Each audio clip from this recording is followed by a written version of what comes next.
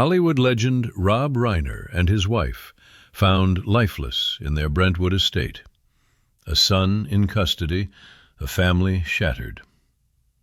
But in Washington, the tragedy was weaponized instantly. It began as a quiet Sunday in one of Los Angeles's most exclusive enclaves, but it ended in absolute heartbreak. Police arrived at the Reiner residence late on December 14th to discover a scene of immense sorrow. Rob Reiner and his wife Michelle had tragically lost their lives inside their own home. The authorities moved quickly, arresting their 32-year-old son Nick Reiner shortly after the discovery. Reports indicate a long documented history of severe personal struggles and dependency issues within the family, a context that makes this loss even more devastating. This was not a political maneuver or a public stunt. This was a private, agonizing collapse of a family unit, leaving a void that no amount of fame could ever fill. While the investigation was still unfolding, President Trump took to his platform to issue a statement that stunned observers on both sides of the aisle. He did not offer the traditional condolences one might expect for a cultural icon. Instead, he framed the tragedy through the lens of political warfare. In a controversial post, the president suggested that Reiner's passing was not merely a result of family strife, but a consequence of what he termed Trump derangement syndrome.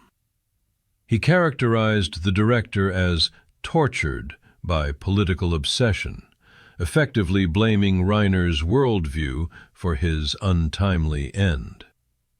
It was a sharp, satirical eulogy delivered while the bodies were barely cold.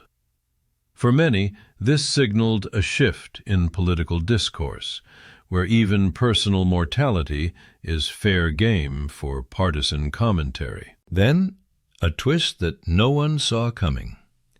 Representative Marjorie Taylor Greene, often known for her fierce loyalty to the MAGA movement, stepped into the fray with a message of restraint. She publicly shared the president's comments, but her caption told a different story. She condemned the politicization of the event, emphasizing the raw human reality of substance dependency and mental health crises. In a rare moment, she seemed to draw a line in the sand. She reminded the nation that behind the headlines there is a grieving family and a life destroyed by addiction.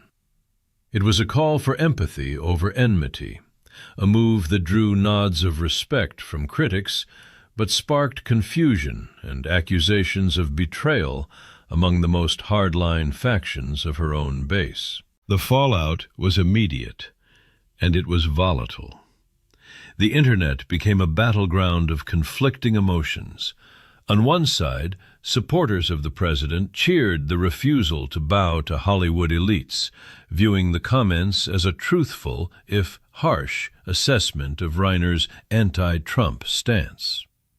On the other, a wave of intense opposition.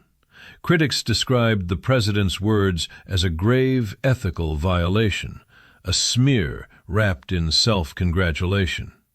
They argued that mocking the dead normalizes a dangerous lack of humanity. And in the middle, voters left wondering why a double tragedy had to become a referendum on loyalty.